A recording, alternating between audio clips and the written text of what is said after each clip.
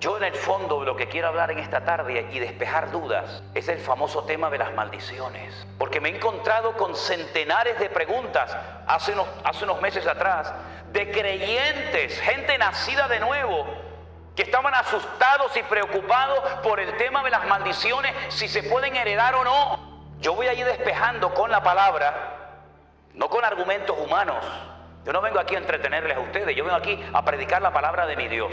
Y yo le voy a ir despejando con la palabra falsos argumentos y falsas posturas teológicas que han hecho mucho daño al pueblo de Dios. Durante los días del confinamiento, cuando estábamos cerrados, y yo creía firmemente que nadie nos estaba viendo ni escuchando, que estaba predicando a un salón de sillas vacías, y varias veces tuve la tentación hasta de parar la predicación porque decía: Señor, ¿qué estamos haciendo aquí? ¿Quién nos está viendo? ¿Quién está escuchando?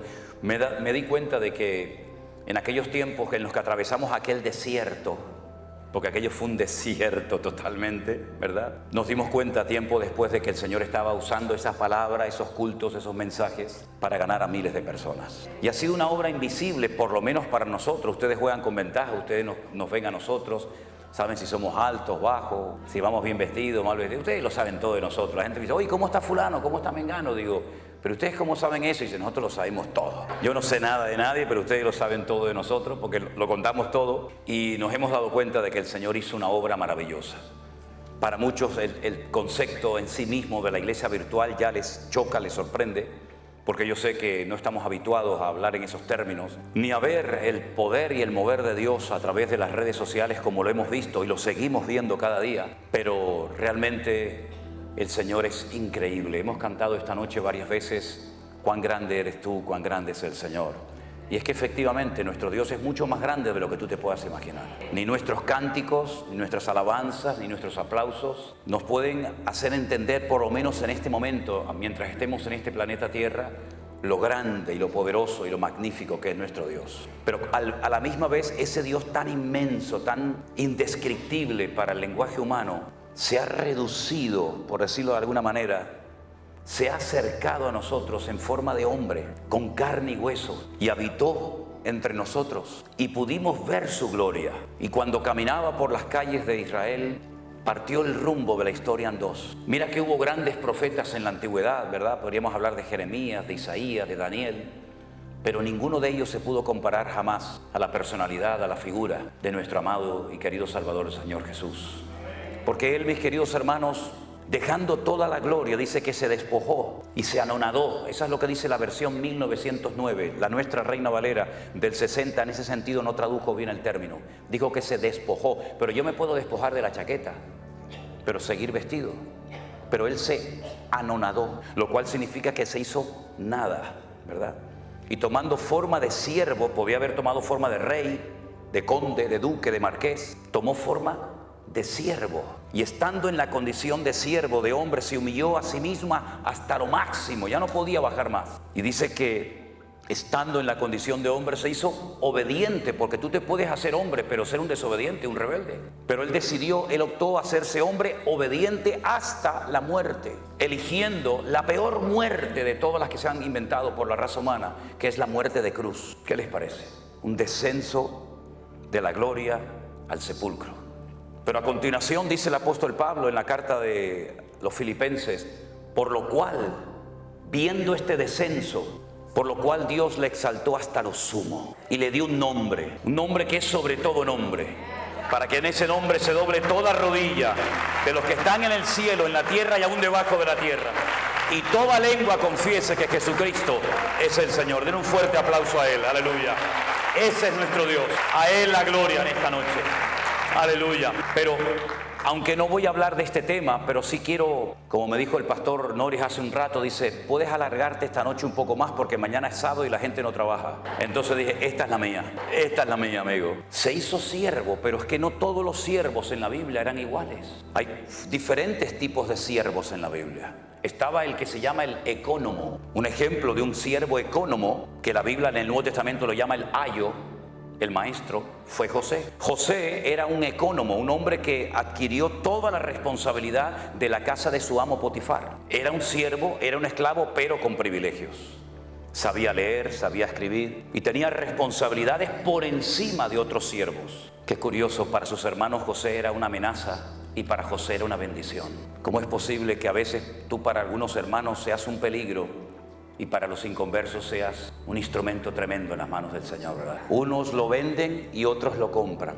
Y él fue un ecónomo, un hombre que marcó una diferencia en Egipto, y toda la administración económica de todo el imperio cayó sobre sus manos, porque era un siervo, pero un siervo ecónomo. Pero cuando Moisés escribe la ley, habla de un tipo de siervos que se llaman los doulos, que son los esclavos de amor. En la ley de Moisés había una ley que decía que cada cierto tiempo, cuando llegaba el año de jubileo, todos los esclavos tenían que ser puestos en libertad y las deudas se perdonaban. Usted me debe dinero a mí, llegaba el año de jubileo, ya no me debes nada. ¿Se imaginan si el Fondo Monetario Internacional cada 70 años le perdonara a todas las naciones de la tierra, a toda Latinoamérica, a toda África, las deudas que tienen? El mundo sería una maravilla, habría igualdad.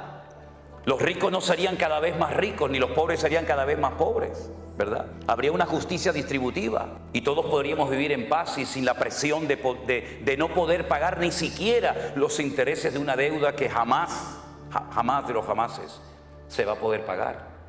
En Israel había una ley que era justa.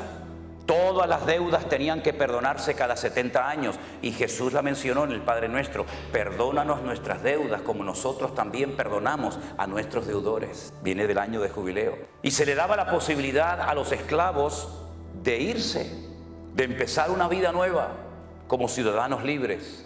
Pero corría la posibilidad, y de hecho ocurrió en varias ocasiones, esclavos que renunciaban voluntariamente a su libertad. Y para que sus amos no fueran acusados de explotadores, lo que hacían cuando un esclavo quería permanecer por el resto de su vida como esclavo, por amor y no por presión, su amo lo llevaba a la puerta de la ciudad donde se celebraban los juicios y las reuniones importantes y se tomaban los acuerdos, incluso hasta por escrito. Y delante de la presencia de 2 o 3 testigos de los ancianos de la ciudad, se le horadaba la oreja y se le ponía un zarcillo, se le ponía un pendiente. Y cuando tú veías a un hombre por la calle, hoy en día no, porque hay hombres que se ponen zarcillo y no saben ni lo que hacen más bien el ridículo, ¿no? Pero en aquellos días, cuando a un hombre se le ponía un pendiente, la gente decía: mira, este hombre pudo haber sido libre y rechazó a su libertad por amor a su amo. El tercer tipo de esclavo que había era el upereta, que es el que se menciona en el texto de Filipenses que les acabo de mencionar, tomando forma de upereta, tomando forma de siervo. Era el siervo de siervos, el que estaba en el escalafón, en el nivel más bajo, para limpiarle los pies a la gente que venía a la casa de sus amos.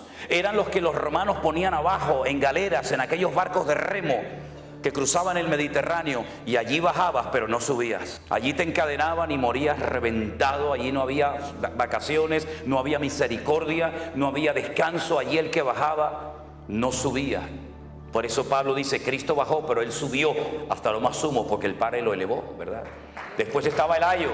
El ayo es el que menciona Pablo. Dice que la ley, la Torá de Moisés, fue nuestro ayo, es decir, fue como un instrumento que nos llevó para conocer a Cristo. Y una vez que conocimos a Cristo, la ley ya dejó de cumplir su función, ¿verdad? Y el ayo era el siervo culto que sabía leer, que sabía escribir, y se utilizaba para entrenar al heredero. Y dice que mientras el heredero estaba bajo el ayo era superior a él, pero cuando el heredero crecía, ya el ayo no tenía ninguna función, ninguna razón de ser. Entonces vemos cómo en la Biblia hay distintos niveles, pero no solamente de servicio, sino también hay niveles de fe. Había personas a las cuales el Señor le decía: grande es tu fe.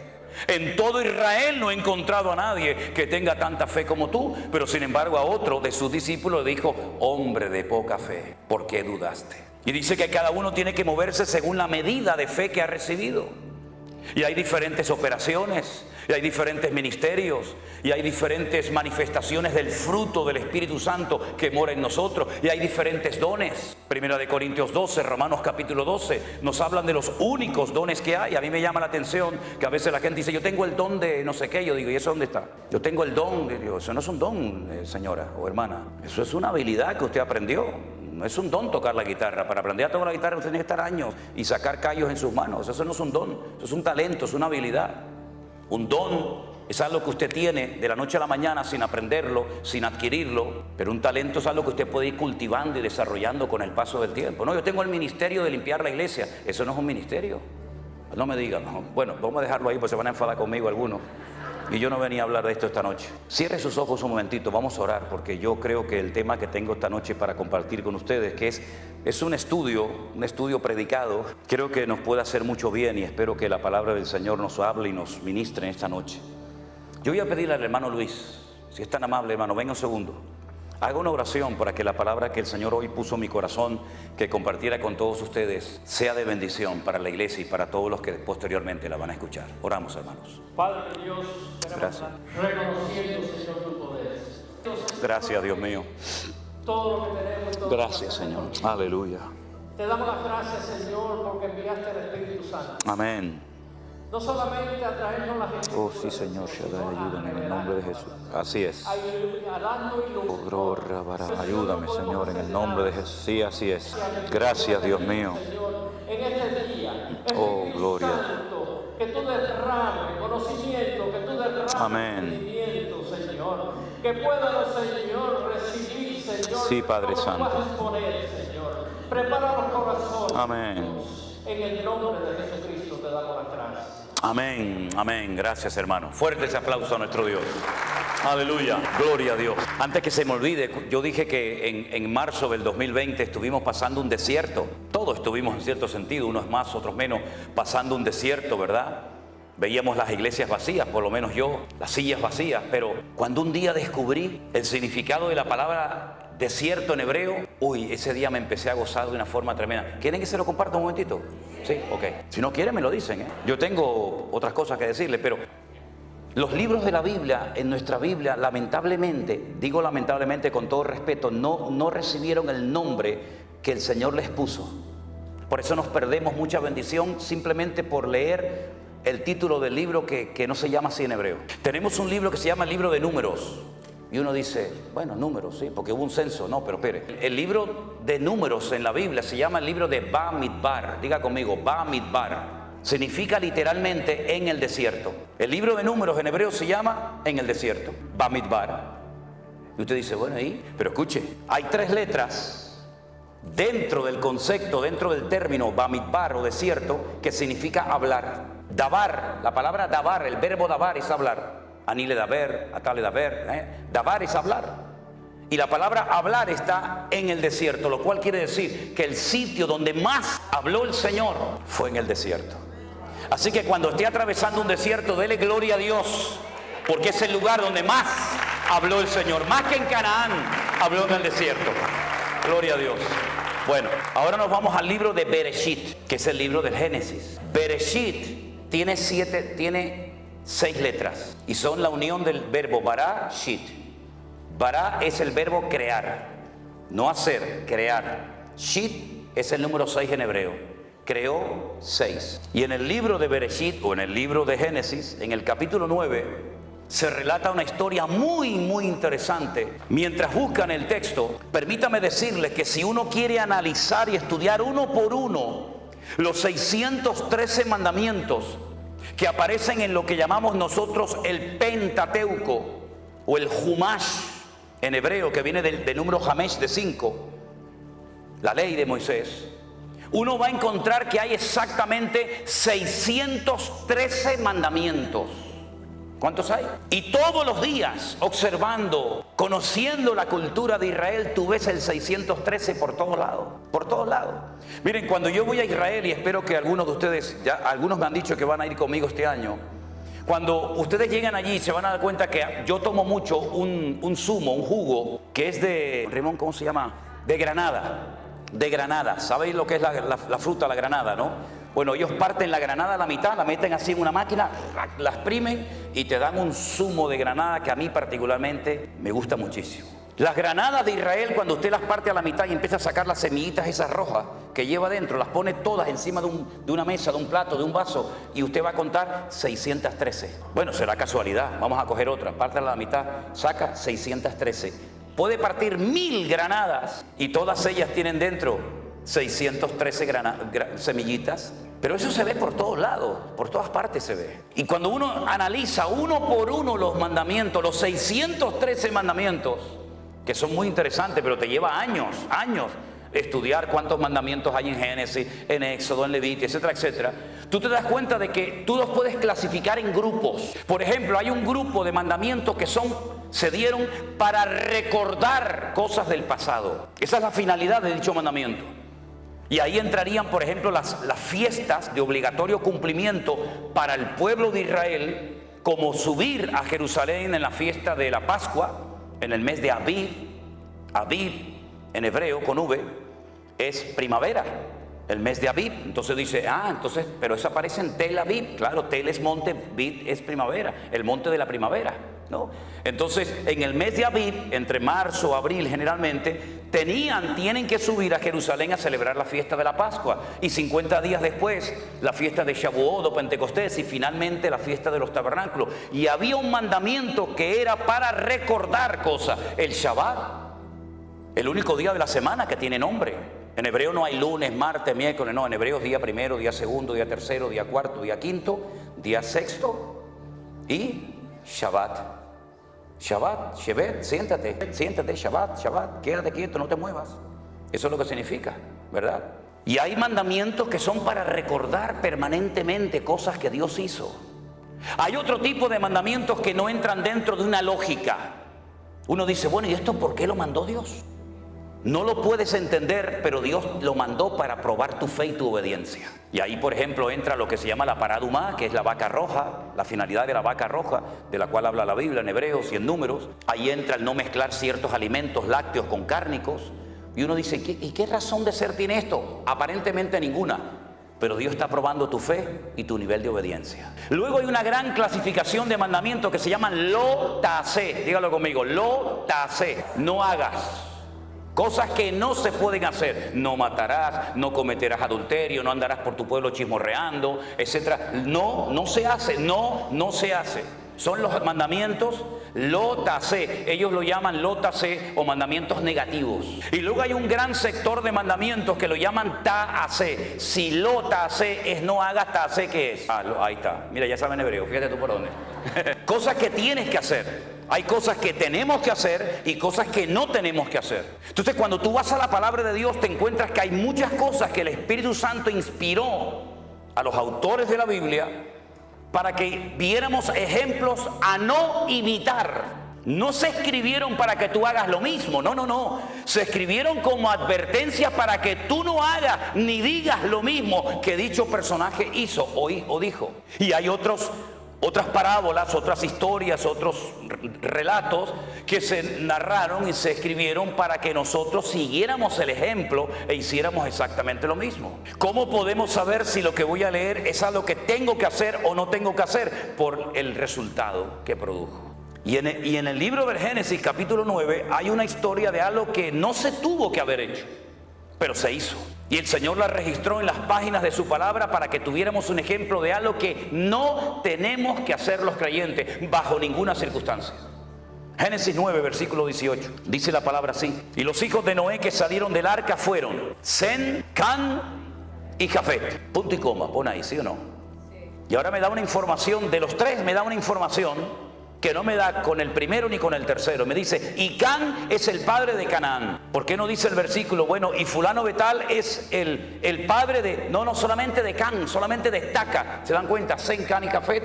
Destaca que Can es el padre de Canaán. Por algo será, lo vais a ver ahora. Versículo 19. Estos tres son los hijos de Noé y de ellos se llenó toda la tierra. Toda la raza humana desciende de ellos.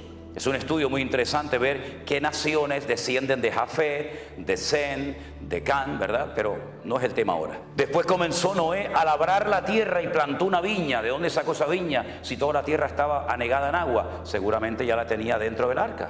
Se llevó muchas semillas, no solamente animales. Se llevó muchas semillas, muchas plantas que posteriormente cuando él sale, las planta. Entonces él planta una viña y bebió del vino y se embriagó. Y estaba descubierto en medio de su tienda. Para los que no sepan, yo creo que esto es algo que todo el mundo sabe, pero simplemente a modo de información. Si usted planta una viña y usted coge las uvas y las pisa y saca el jugo, el vino, si usted lo mete en una barrica de madera o de lo que sea, usted no tiene que meterle alcohol a eso. Eso fermenta y eso ya lleva el alcohol incorporado. Por eso cuando dice la gente, no, es que los discípulos y Cristo no bebían vino con alcohol, eso es mentira. Eso es rotundamente falso. Hay solamente dos formas, y yo he hecho una de ellas.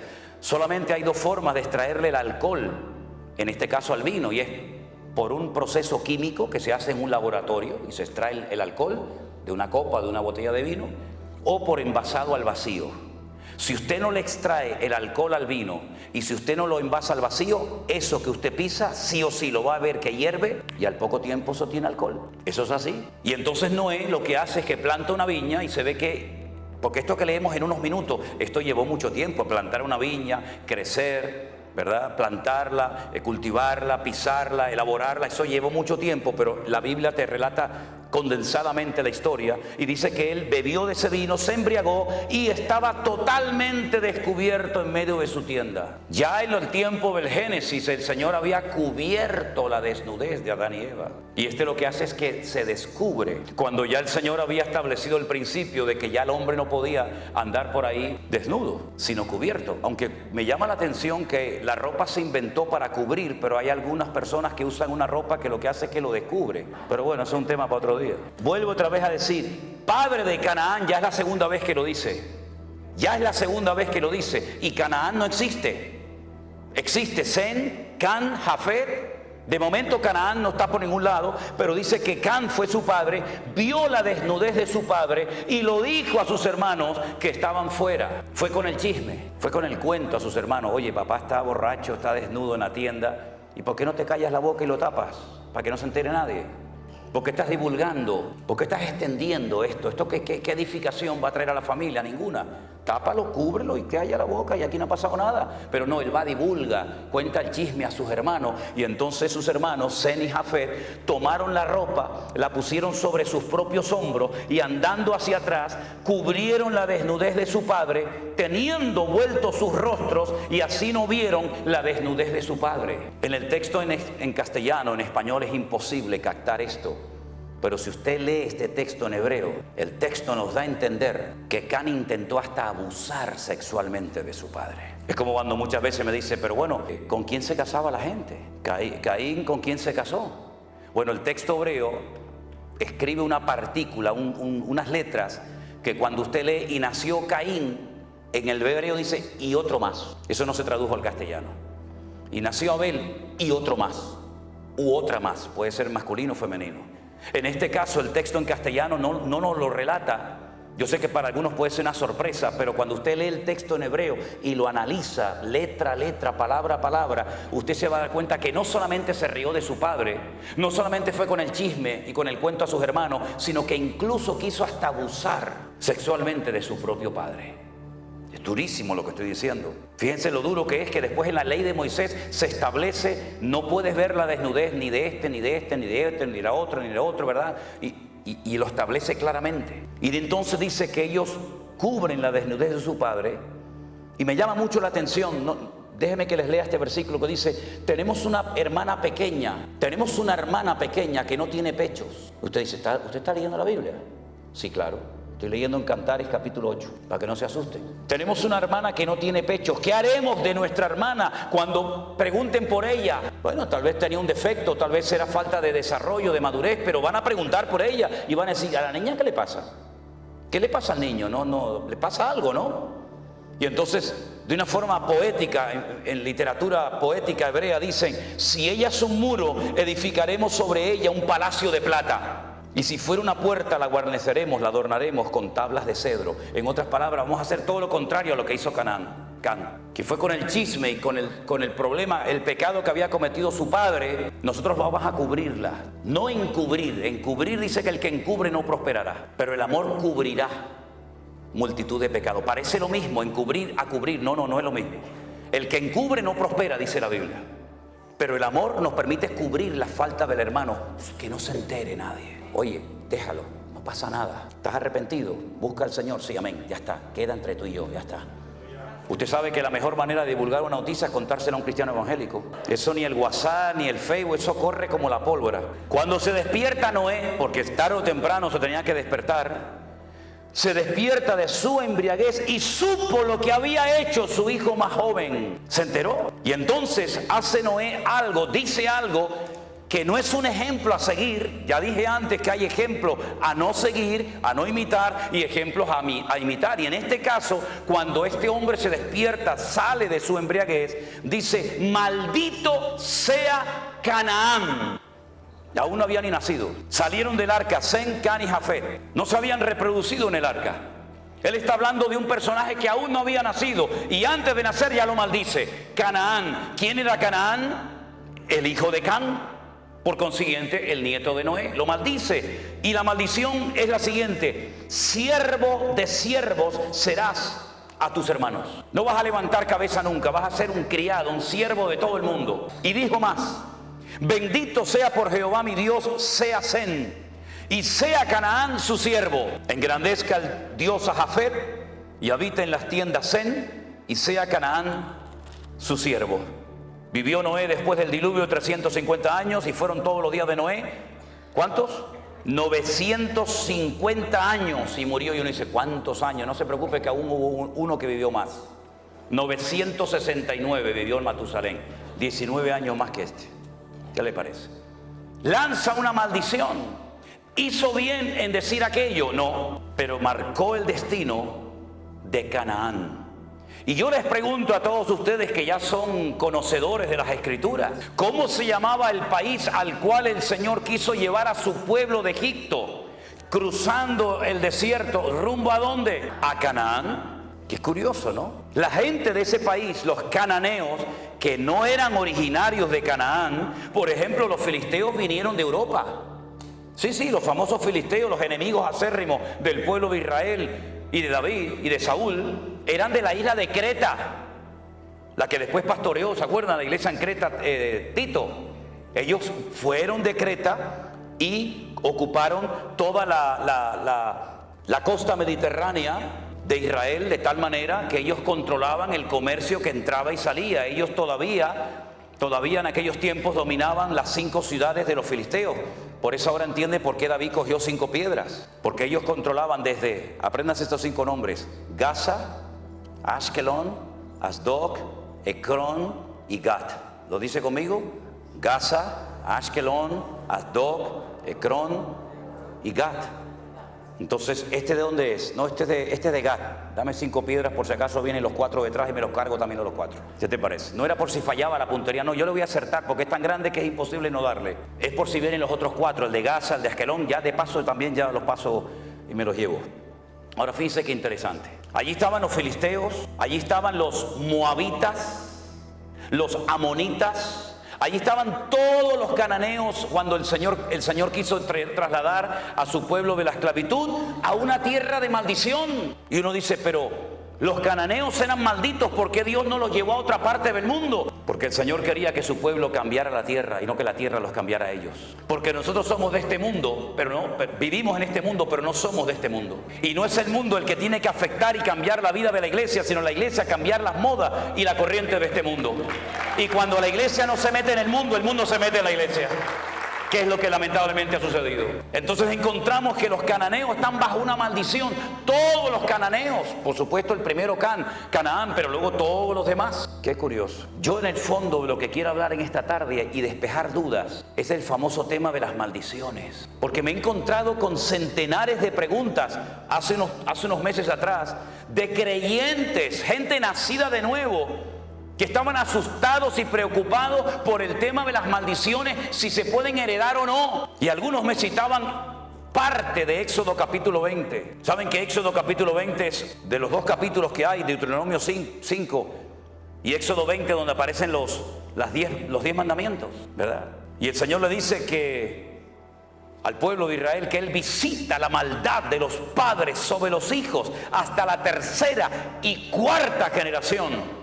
Y me citaban así el texto y yo les decía: no lo mutile, no lo corte, siga. No lo cortes, siga citándolo. De los que me aborrecen, que no es nuestro caso, hermanos. Dios visita la maldad de los padres sobre los hijos hasta la tercera y cuarta generación de los que me aborrecen. Pero para 1000 generaciones será bendita la generación del justo. ¿Y cuánta gente vive bajo esa opresión y asustados y con miedo? ¿Será que yo estoy maldecido porque mi abuelo le pegó? ¿O mi abuelo fue un alcohólico? ¿O mi madre fue...? ¿Pero qué está diciendo? ¿Quién le enseñó esa barbaridad, esa locura? Yo voy a ir despejando con la palabra, no con argumentos humanos. Yo no vengo aquí a entretenerles a ustedes, yo vengo aquí a predicar la palabra de mi Dios. Y yo le voy a ir despejando con la palabra falsos argumentos y falsas posturas teológicas que han hecho mucho daño al pueblo de Dios. Ya le acabo de mencionar que Dios visitaba la maldad sobre los padres, sobre los hijos de los padres hasta la tercera y cuarta generación de los que me aborrecen. Por lo tanto, el creyente, el nacido de nuevo, el que es templo del Espíritu Santo, el que ha pedido perdón por sus pecados, ahí no tiene por qué sentirse aludido, porque usted no aborrece al Señor, que yo sepa. Ahora, si hay alguien aquí que aborrece a Dios, agárrate, mi hermano. O bueno, más que mi hermano, mi amigo, porque hermanos no. Resulta que cuando llegan a la tierra de Canaán, que no es Israel todavía. Bueno, a veces se le cita como la tierra que fluye leche y miel, ¿sí? Para no mencionar lo de Canaán, Israel todavía no se llamaba la tierra que fluye leche y miel. Y entonces la gente dice, oye, pues si fluye leche y miel, allí tiene que haber vacas por todos lados. Para que corra la leche, tiene que haber millones de vacas. No. Mira, te lo voy a decir de otra manera para que lo entiendas mejor. Es tierra de palmeras y de dátiles. Es lo mismo. Tierra que fluye leche y miel. Miel de palmera, como la que tenemos en Canarias, miel de dátiles. Y el higo ese que tiene púas, lo aplastas y sale una leche. Entonces yo te voy a llevar a una tierra de palmeras y de dátiles. De leche, de higo y de miel de palmera. A esa tierra yo te voy a llevar. Pero allí a la tierra que yo te voy a llevar no es como la de Egipto, que no hace falta orar por lluvia, allí siempre hay agua. ¿Por qué? Porque viene el río más largo del mundo, 6.666 kilómetros de largo. Siempre hay agua en Egipto. En Israel no. En Israel vas a tener que comportarte bien para que yo mande la lluvia temprana y la lluvia tardía. Y depende de tu conducta en la tierra, actuará el cielo. De ahí viene lo de atar y desatar, permitir o no es permitir, ¿verdad? Y resulta que cuando entran a la tierra prometida, Josué, que ya había aprendido la lección hace 40 años atrás, del fracaso de los espías que vinieron con un informe negativo y sembraron un espíritu de desánimo y de derrota en el pueblo, él opta por mandar a 2, ¿se acuerdan? Y les dice, entren en Jericó y que nadie se entere que ustedes están ahí. Ustedes son espías, los otros eran exploradores. Son 2 palabras en hebreo diferentes, no tiene que ver una cosa con otra, aunque se traduce igual en la Reina Valera. Entren a Jericó. ¿Y dónde pueden entrar sin levantar sospecha 2 extranjeros? A un burdel, a una casa de prostitución donde entran y salen hombres y no van a levantar sospecha como si entraran a cualquier otro lugar. Entonces entren y averigüen cómo está la situación de adentro hacia afuera. Y cuando llegan a la casa de Rahab, la ramera, la dueña del prostíbulo, Rahab le dice, escuchen, hemos oído lo que Jehová vuestro Dios hizo por vosotros cuando os sacó de Egipto. Es como si te saca alguien el periódico de hace 40 años de esta ciudad y te lee la noticia de hace 40 años, como si fueran actuales. Eso es lo que Rahab está haciendo. Hemos oído lo que el Señor vuestro Dios hizo cuando os abrió el mar rojo, cuando derrotasteis a Faraón y a los egipcios. Y cómo habéis ido venciendo a todos los reyes por el camino. Y sabemos que el Señor vuestro Dios entregará esta tierra en vuestras manos. Tenían más fe los inconversos en el Dios de Israel que Israel en el Dios de ellos. Y entonces ella pide clemencia, pide misericordia. Por favor, no me matéis, porque esta ciudad yo sé que va a ser entregada en vuestras manos. Ahora, hay un dato curioso en el libro de Josué que dice que Rahab vivía entre muro y muro. Eran 2 muros alrededor de las casas, eran 2 círculos concéntricos, uno más grande que el otro, ¿verdad? Eran como 2 grandes circunferencias. Y ella vivía entre muro y muro. Quédense con ese dato. Ellos le dicen, si tú no le cuentas al rey de Jericó que hemos estado aquí y que nuestros soldados están al otro lado del Jordán, y cuando vayan a Israel conmigo van a ver Jericó, Jericó todavía existe, la ciudad de las palmeras. Y van a ver allí el río Jordán, y enfrente van a ver otro país que hoy en día se llama Jordania. Eso es un país inventado, eso no existía, eso en la Biblia es Moab. Pero los ingleses, para que no les atacaran y no les robaran las posesiones, dijeron a los hashemitas, que eran los peores del desierto: mira, vamos a hacer una cosa, para que no nos ataquen más y nos dejen en paz, les regalamos un país entero y te nombro rey. Y entonces dijeron: ¿cómo lo llamamos? Pues si está el Jordania, venga, para ustedes. Y así se lo inventaron. Entonces las tribus estaban al otro lado. Y estos, cuando le dicen a Rahab antes de irse: amarra este cordón rojo en la ventana de tu casa para que cuando entremos y caigan las murallas y tomemos posesión de la tierra, sepamos dónde tú vives para que no te matemos. Pero una cosa, tienes que estar dentro de la casa, tú y toda tu familia. ¿Lo entendiste? Sí, ok, chao. Se fueron. Viene la destrucción de Jericó. Todos conocemos la estrategia. Allí no se lanzó ni una piedra, ni una lanza, ni una jabalina, ni una flecha, nada, porque no iban a caer por el poder del hombre, iban a caer por la estrategia divina. Los muros cayeron de arriba abajo, se desmoronaron.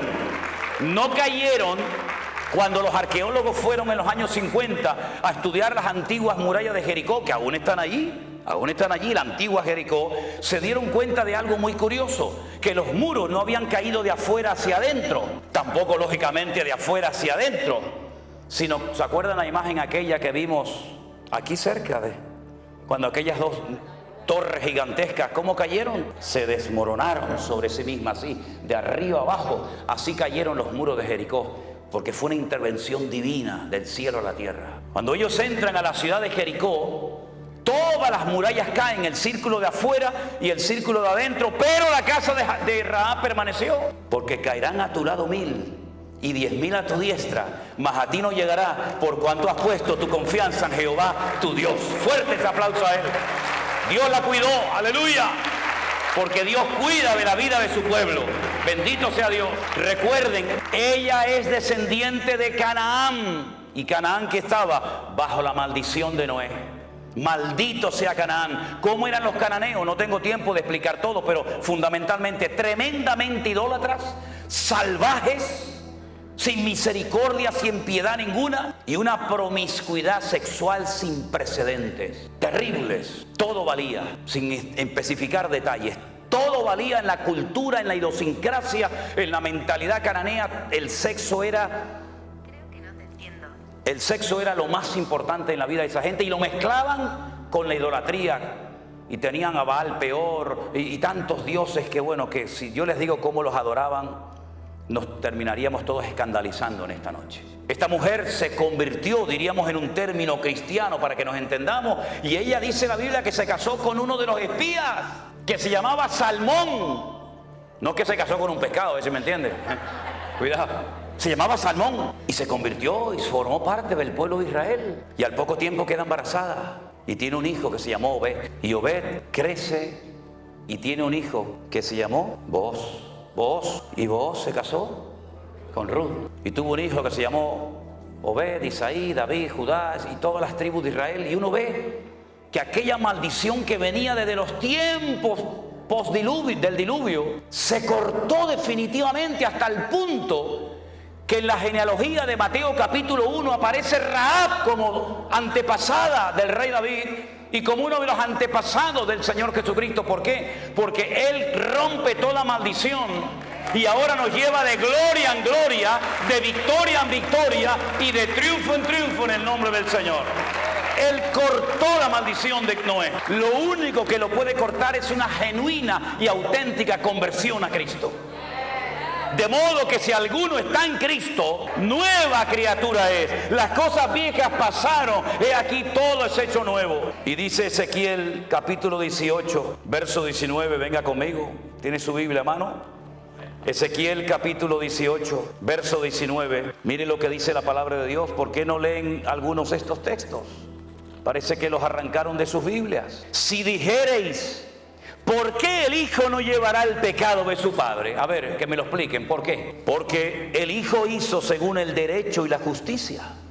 Guardó todos mis estatutos y los cumplió. De cierto vivirá. ¿Qué fue lo que hizo Rahab? Era una mujer bajo la maldición de Noé, estaba maldita. Pero ahora ella se ha convertido, guarda los estatutos del Señor, cumple la palabra y dice: y de cierto vivirá. El alma que pecare, esa es la que morirá. El Hijo no llevará el pecado del Padre, ni el Padre llevará el pecado del Hijo. La justicia del justo será sobre él y la impiedad del impío será sobre él. ¿Cuántos dicen amén?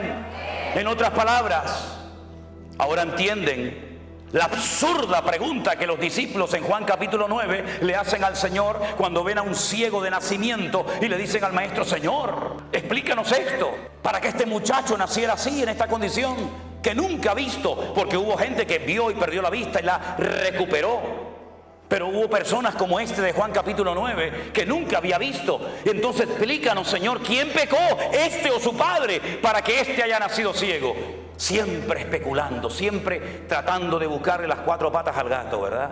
Siempre tratando de buscarlo, ¿verdad? De complicarnos la vida. Y el Señor le dice: no, no es así. No es que pecó ni este, ni su padre, sino que este nació ciego para que la gloria del Señor hoy se manifieste en él. Y veáis que hay poder en el nombre del Señor para cambiar vidas y desgracias. Y cuando Juan, que estaba allí, oye esta explicación, y el Señor le pone en su corazón escribir un evangelio, lo hace de una forma extraordinaria, magistral. Él dice que, lo dice incluso en el evangelio que escribió, que muchas cosas hizo el Señor y muchas cosas dijo el Maestro, que no todas se escribieron. Él dice, dando su opinión personal: pienso que si se hubieran escrito todas las cosas que dijo, hizo el Señor, no cabrían los libros en el mundo. Pero estas se han escrito para que creyendo en Él tengáis vida eterna. Y entonces lo que hace es que analiza y ve todo el ministerio de Jesús. El hombre más cerca del corazón de Dios en el Antiguo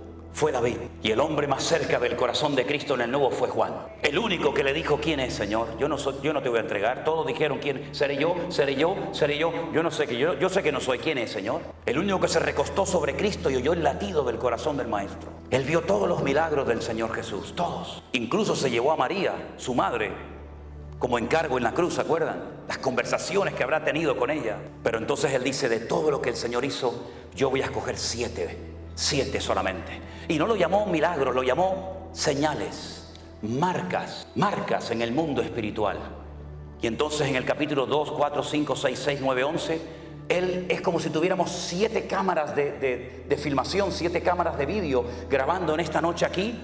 Y después juntáramos todo el material de las 7 cámaras, la que está allá arriba, la que está por los costados, la que está enfrente, juntáramos todo el material y lo pudiéramos ver. La pregunta es: ¿cuál de las 7 proyectó la verdad? ¿Aquella? ¿La de la izquierda? ¿La de la derecha? ¿Cuál de las 7 cámaras grabó la verdad? Todas, desde diferentes puntos de vista. Unos de atrás para adelante, unos de adelante para atrás, unos de arriba abajo. 7 visiones diferentes de la misma escena, del mismo culto. Eso es lo que hace Juan. En el capítulo 2 dice: yo estuve allí cuando le dieron agua y él la convirtió en buen vino, en un vino excelente, que dejó al catador, al maestresala, con la boca abierta diciendo: pero ¿qué has hecho? Has guardado el mejor vino para el final, cuando el bueno se pone al principio y después ya cuando están ya que no disciernen de derecha a izquierda, le pones el malo. Pero tú lo has hecho al revés. Es que lo mejor está por venir, mi hermano. Y entonces muestra el Señor de la calidad. Pero en el capítulo 4 viene un hombre y le dice: tengo un siervo que está enfermo, pero Señor, no hace falta que venga, di la palabra y mi criado sanará. Y entonces cuenta el milagro enseñando que el Señor es el Señor del espacio, no lo limita al espacio. Ay, amigo, pero en el capítulo 5 va al estanque de Betesda y le dice a un hombre: ¿quiere ser sanado? Y le dice: es que no tengo a nadie que me meta. ¿Quieres ser sanado, sí o no? ¿Cuánto tiempo llevas ahí? 38 años, levántate, toma tu lecho y anda. Y es el Señor del tiempo. No lo limita el tiempo ni el espacio. Y en el capítulo 6 camina por encima de las aguas. Él domina la creación y no la creación lo domina a él. Pero también en el capítulo 6 multiplica los panes y los peces, porque es el Señor del tiempo, del espacio, de la calidad, y es el Señor también de la cantidad. Con lo poco, con su bendición alcanza y sobra. En el capítulo, En el capítulo 9 le dicen: ¿quién pecó, este o sus padres? Y él dice: ni él ni su padre. En otras palabras, yo voy a romper hoy una regla que para ustedes ha sido una atadura durante años. Es creer en la mala suerte, creer en las maldiciones hereditarias. No, es que tiene que nacer gente enferma para que yo me glorifique en ello. Y finalmente, esperen. En el capítulo 11, la prueba final. Si hubieras estado aquí, mi hermano no habría muerto. ¿Qué le está diciendo Marta y María? Por culpa tuya mi hermano está muerto ahora. ¿Sabes? Yo te llamé. Tú nos enseñaste: clama a mí y yo te responderé. Y yo clamé. ¿Y por qué no viniste? Pedid y se os dará. Yo pedí y no recibí nada. Yo llamé y no se me abrió la puerta. Yo busqué y no te encontré. Y ahora vienes y mi hermano ya hiede porque hace 4 días que está muerto. Si hubieras estado aquí, mi hermano no habría muerto. Ahora, ¿para qué vienes? Ya es demasiado tarde. Los judíos creían y creen que a las 72 horas, a los 3 días, el alma se va del cuerpo y nunca regresa. Por eso cuando vas a Jerusalén, al Valle de los Huesos Secos, al cementerio más antiguo del mundo, te encuentras en las tumbas una ventana para que salga el alma y no regresa hasta el día postrero, en la resurrección. Y Jesús le dijo: pero María, por favor, Marta, yo soy la resurrección y la vida. ¿Qué estás diciendo? El que cree en mí, aunque esté muerto, vivirá. Y le dice Marta y María: yo sé que mi hermano resucitará, pero no ahora, en el día postrero. Es una fe a largo alcance, pero no la sabes acercar a tu realidad, a tu vivencia personal de ahora. Mucha fe en el cielo, mucha fe en la gloria, mucha fe en la nueva Jerusalén, pero ahora eres incapaz de creer que Dios hoy te puede sorprender con un milagro. Vamos al cementerio y dice: Lázaro, sal fuera. Y yo he estado en la tumba de Lázaro. Me metí dentro de la tumba de Lázaro y quise probar por mí mismo lo que dice la Biblia, que lo llamó a gran voz. Me metí dentro de la tumba de Lázaro, que no es así en horizontal, sino es como una escalera así como bajando. Y cuando estaba bien abajo en la tumba le dije, antes de entrar a los de arriba: grítenme con toda su fuerza. Y no se oye nada, y menos con una piedra, que en este caso ya no está. Pero el Señor lo llamó y Lázaro salió fuera. Entonces en esos capítulos 2, 4, 5, 6, 6, 9, 11, usted puede ver que no hay nada ni nadie que detenga al Señor. ¿Por qué? Porque Él es el Rey de Reyes y Señor de los Señores. Apláudele ahora si quiere a Él. A Él toda la gloria, a Él la honra, aleluya. Él lo cambia todo, Él lo cambia todo. Rahab llegó a ser antepasada del mismísimo rey David. Dejó la prostitución, dejó la mala vida. Llegó a ser antepasada del Señor Jesucristo. Porque no importa lo que tú hayas hecho o cómo te hayas comportado, el Señor perdona y olvida. Hay creyentes que ni perdonan ni olvidan, pero nuestro Dios siempre, al corazón arrepentido, al contrito y humillado, tú no despreciarás, ¿verdad? Y ese es nuestro Dios. Es un Dios que torna toda maldición en bendición. Dice Gálatas capítulo 3, verso 10. Vengan conmigo.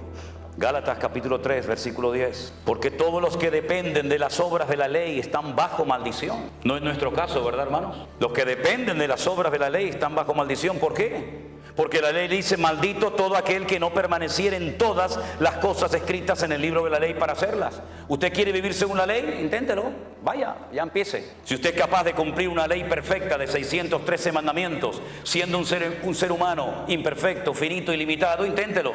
Pero le digo de antemano que no lo va a poder conseguir nunca. Nunca lo va a poder cumplir. Porque si quisiera incluso hoy en día decir: yo prefiero vivir según la ley y no según el cristianismo, según el evangelio, hay más de 430 mandamientos que no va a poder cumplirlos porque no hay templo en Jerusalén. Y todos ellos dependen de que hay templo en Jerusalén. Pero si quiere intentarlo, allá usted. De nada le sirve poner las 2 velitas encendidas el Shabbat. De nada le sirve ponerse un kipá en la cabeza. Yo siempre le digo a los hombres: ¿usted quiere vivir según la ley? Sí, sí, hermano. Ok, ¿ya se circuncidó? Ay, no, hermano, eso no me lo diga. Digo, entonces usted, esto no vale. Por las obras de la ley ninguno se justificará delante de Dios, dice la Biblia. Es evidente, porque el justo por la fe vivirá. Sadik emunat, dice el texto hebreo. Sadik, el justo, emunató, por su fe, Yishyeh, existirá. Una cosa es vivir y otra cosa es que tu propia existencia dependa de tu fe. Es mucho más profundo. La ley no es de fe, sino que dice: el que hiciere estas cosas vivirá por ellas. Pero Cristo nos redimió de la maldición de la ley, hecho por nosotros maldición, porque escrito está: maldito todo aquel que es colgado de un madero. Para que en Cristo Jesús la bendición de Abraham alcanzase a los gentiles, a fin de que por la fe recibiésemos las promesas del Espíritu. En otras palabras, todas las maldiciones del Antiguo Testamento, que son muchísimas, el Padre se las cargó a nuestro Señor Jesucristo en la cruz. Las quebró todas y cada una de ellas. Y las últimas palabras de Cristo en el madero, en la cruz, fueron: consumado es, Él está ahí, consumado, pagada está la deuda. Tal vez no entendemos lo que quiso decir en profundidad el Maestro en aquel momento, pero el Señor Jesucristo dio una palabra, expresó con 2 palabras lo que hacían los romanos cuando una persona en su imperio cumplía la condena. Le daban un papel que se llamaba el certificado de deuda. Usted le debe al Imperio Romano 30 años de cárcel, trabajos forzados, en galeras, donde sea. Cuando usted cumplía la condena, ponían su nombre, su apellido, su condena, el día que entró, el día que salió, y abajo ponían el sello del Imperio Romano y ponía la misma expresión, la misma palabra que el Señor Jesucristo, minutos antes de morir, la pronunció en la cruz del Calvario. Pagada está la deuda. No es que la salvación sea gratis, la salvación no es gratis. Lo que pasa es que Él pagó el precio, y para usted es gratis, pero el precio era la vida, el precio era la sangre, y es gratis para mí, pero no fue gratis para Él. Y por eso dice Pablo que era ciudadano romano y entendía la cultura de la época y la idiosincrasia de los pueblos. Él dice que él tomó el acta de los decretos que nos era contraria y se fue a la cruz y la clavó, y despojando a los principados y potestades triunfó sobre ellos en la cruz. Bendito sea el Señor. No le debemos nada. La deuda está pagada. No hay maldición, no hay nada que a usted lo separe del Señor. Un versículo más. Primera de Pedro capítulo 3, verso 9. Primera de Pedro capítulo 3, versículo 9. Un texto también muy interesante a tener en cuenta. Dice así la palabra del Señor. Bueno, vamos a leer del 8. Finalmente, sed todo de un mismo sentir, compasivos, amando fraternalmente, misericordiosos, amigables. Verso 9. No devolviendo mal por mal, ni maldición por maldición, sino por el contrario, bendiciendo, sabiendo que fuisteis llamados, ¿para qué? Para que heredaseis bendición. ¿Para qué hemos sido llamados nosotros? Para heredar bendición. Si mis antepasados fueron terribles, yo no tengo culpa de ello. Yo no voy a tener que rendir cuenta por la vida de ningún antepasado. Yo tendré que rendir cuenta delante del Señor por mi vida propia. Y es muy fácil decir, no, es que yo soy así porque mi padre era así. No, usted es así porque usted quiere ser así.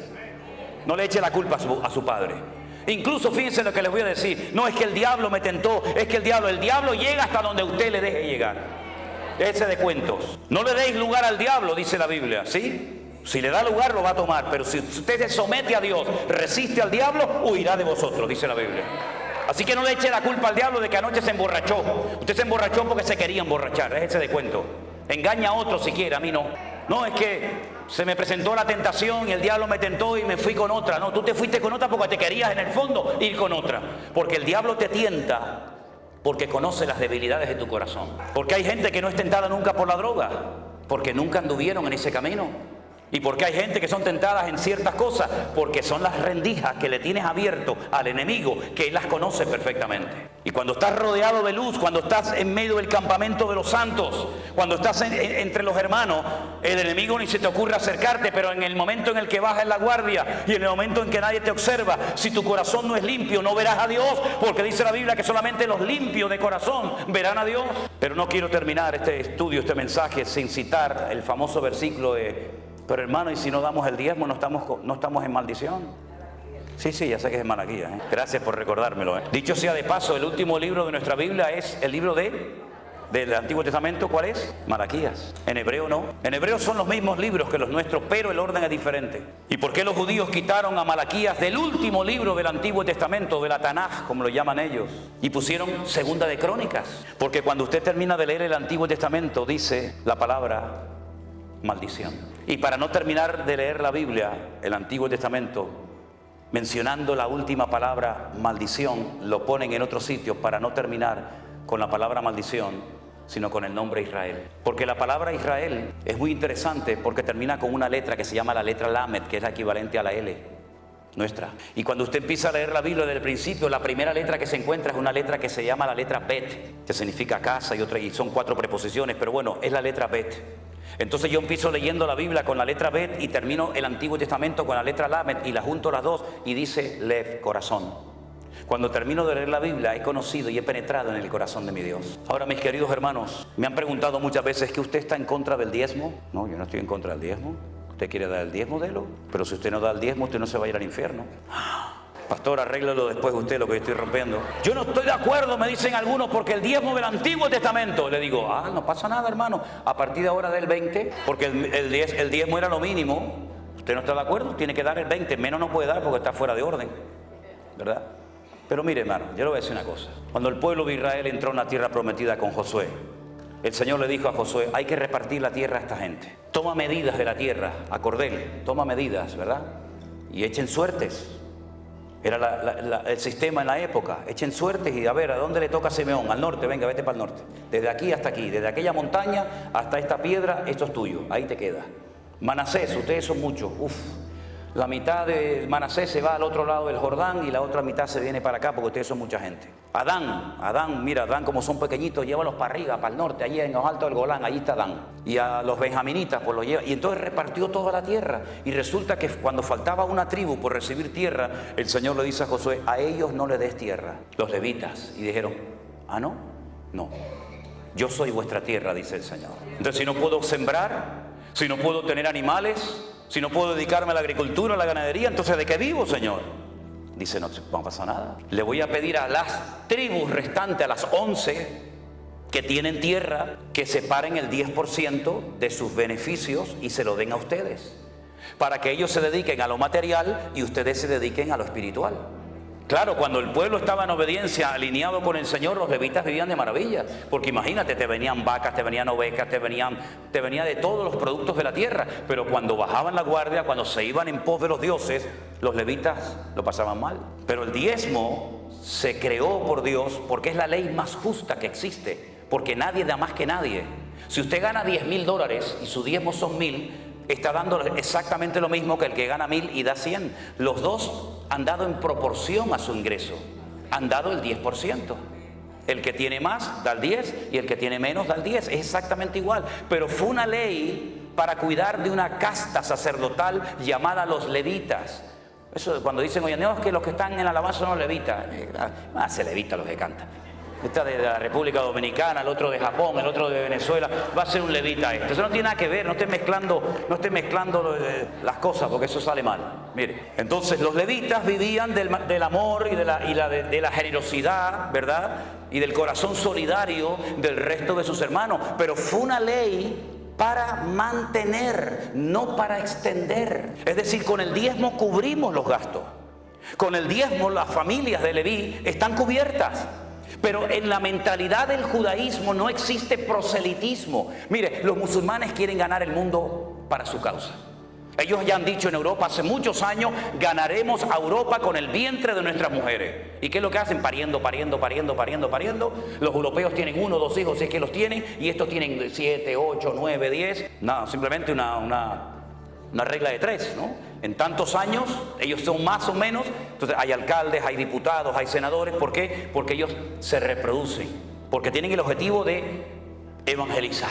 Los cristianos también tenemos el objetivo de ir por todo el mundo y predicar el evangelio. Los budistas, todas las religiones, todas las sectas del mundo quieren ganar gente, quieren ganar adeptos, quieren ganar clientes, llámalo como quiera, para su causa, menos los judíos. Usted no se va a encontrar a un rabino judío aquí en Nueva York o en Jerusalén o en cualquier parte del mundo evangelizando. Es que ellos no quieren que usted se convierta. Ellos ni le hablan, ni le miran. Usted es un goyín, usted es un perro. Pero entonces, ¿cómo hacemos? Ellos entonces inventaron algo que lo llaman los Benei Noah, los hijos de Noé. Y se inventaron 7 leyes que Dios le dio para los gentiles a Noé. Es un invento. Esto está en el Talmud, la Tetafot, la Gemara. Son cosas que no... Y entonces ellos dicen, nosotros somos el pueblo escogido. Ellos no tienen ninguna intención de evangelizar.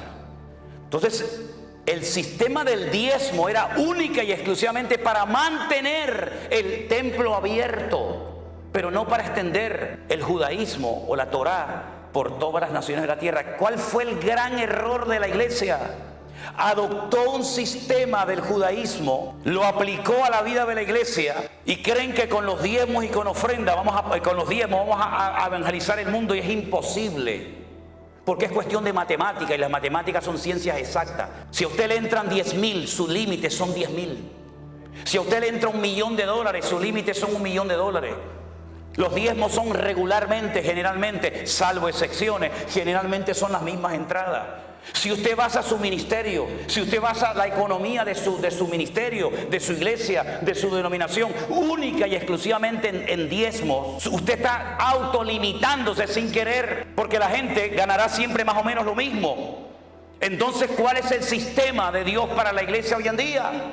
El justo por la fe vivirá. Eso se lo dijo el Señor a Abraham, no a Israel, se lo dijo a Abraham. Y por eso dice la Biblia que nosotros no somos hijos de la ley, nosotros somos hijos de Abraham, el que recibió las promesas.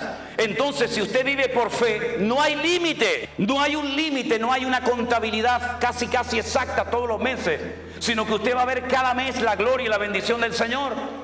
Y entonces cuando usted tiene que hacer algo, usted no tiene que sacar la calculadora.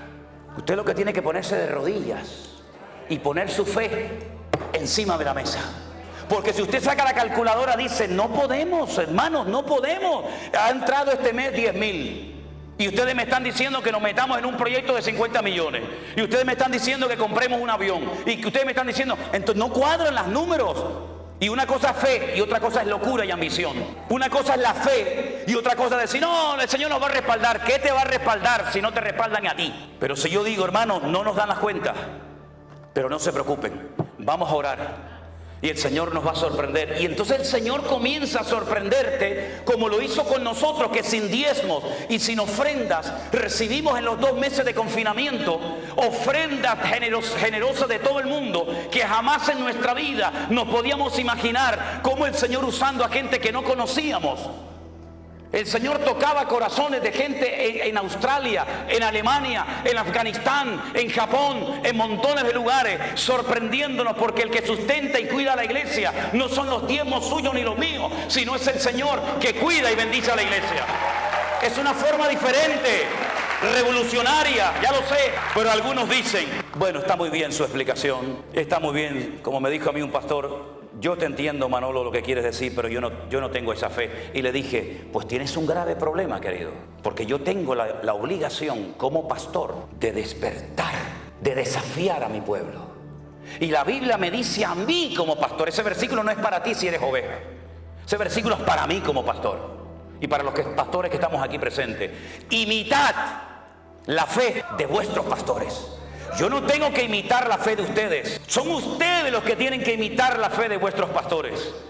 Y para poder imitar la fe de unos pastores, uno tiene que ser el botón de muestra, el punto de referencia de lo que yo intento decirle a la iglesia. Porque no solamente cuando predico soy consciente que transmito información, y es una tremenda responsabilidad, sino que transmito mi forma de ser, transmito mi espíritu, y permita el Señor que transmite la fe de tal manera que hay gente recién convertida que tiene fe para creer y ver cosas del Señor, que gente que lleva toda la vida en la iglesia ya no tienen esta fe. Por eso, mis queridos hermanos, si algo grande ha hecho el Señor en este tiempo de confinamiento y posterior, es romper muchas estructuras de denominaciones que funcionaron pero que ya no van. Estamos en unos nuevos tiempos, la palabra es la misma, el evangelio es el mismo, el mandato es el mismo, el Espíritu Santo es el mismo, pero Dios se está moviendo de formas diferentes en la tierra. Y hemos podido ver una cosecha de almas en 2 años que no habíamos visto en 40 años de servicio al Señor. Porque nuestra confianza no está en lo que tenemos, porque no tenemos nada. Algunos dirán, bueno, ahora que les está entrando tanto dinero a ustedes con ofrendas y con Facebook y con YouTube, este hombre será un millonario. Ahí está el tesorero de la iglesia, ahí está Armando. Pregúntenle a él cómo vive Manolo y Elena y sus hijas. Nosotros no tenemos propiedades. Ninguna. Yo llevo ganando el mismo sueldo que me paga la iglesia hace 22 años. No vivo como un millonario. Miren mi ropa, miren mi casa, miren cómo vivimos. Yo no tengo anillo, yo no tengo cadena, yo no tengo nada. Este reloj me lo regaló una hermana en Israel cuando estuve. No estoy en contra de nada de eso. Pero yo sé que a mí me miran con lupas miles de personas. Y yo en lo que pueda evitar, intentaré evitar excesos, abusos y estupideces que no sirven para nada, sino para dar un mal ejemplo a las congregaciones.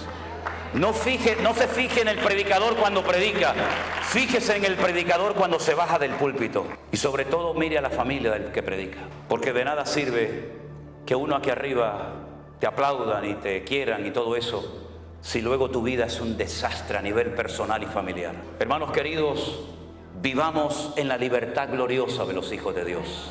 Ninguna condenación hay para los que están en Cristo Jesús, los que no andan conforme a la carne, sino conforme al Espíritu. Cierra tus ojos en esta noche, mi querido hermano. Podríamos hablar mucho más de muchas cosas, Pero como dice el refrán, al buen entendedor, con pocas palabras le basta. No vivan bajo condenación, queridos hermanos. La sangre de Jesucristo nos ha limpiado de todo pecado. Las cosas viejas ya pasaron. Disfrute de su comunión con el Señor. Disfrute de su familia, de sus hijos. El ministerio no es para sufrir, el ministerio es un privilegio. Y el día que no nos apasiona el ministerio y servir a las almas, pues tendremos que dedicarnos a otra cosa. Porque no hay nada peor que un ministro cansado, agobiado, estresado. Pero qué gozo tan grande cuando ves en la casa de Dios, en los hijos del Señor, el gozo, la paz, la alegría. Nos gozamos con lo mucho, nos gozamos con lo poco. Cuando hay, gloria a Dios. Cuando no hay, gloria a Dios. Exactamente igual. Como decía el sabio Salomón, Señor, no me des riqueza ni pobreza, porque si me falta, capaz robo y peco y blasfemo tu nombre. Y si me das demasiado, capaz que me olvido y me aparto de tus caminos. Manténme del pan necesario. Dios es tan bueno que nos da el pan nuestro de cada día. Nos da ropa, nos da salud, nos da comida, nos da cosas para disfrutar de la vida hasta que Él venga. Hermanos, marquemos una diferencia en esta ciudad. Marquemos una diferencia en este mundo enfermo que le ha dado descaradamente las espaldas al Creador. Que vean gente que sonríe, familias unidas, gente contenta, que se goza y se alegra en el Señor. Que el mundo nos vea reír, hermanos. Que el mundo nos vea alegres. Es verdad que nos cansamos. Es verdad que a veces uno dice, Señor, ya no aguanto más. Pero ahí viene el bálsamo del Señor y te dice, levántate, levántate, sigue andando. Todavía queda mucho camino por recorrer. Aleluya. Cierre sus ojos y ore al Señor y dígale gracias, Dios mío, por tu bendición en mi vida. Aleluya. Gracias por acompañarnos. Sigamos juntos en el camino de la fe y no te pierdas el próximo mensaje que tenemos para ti. Que Dios te bendiga.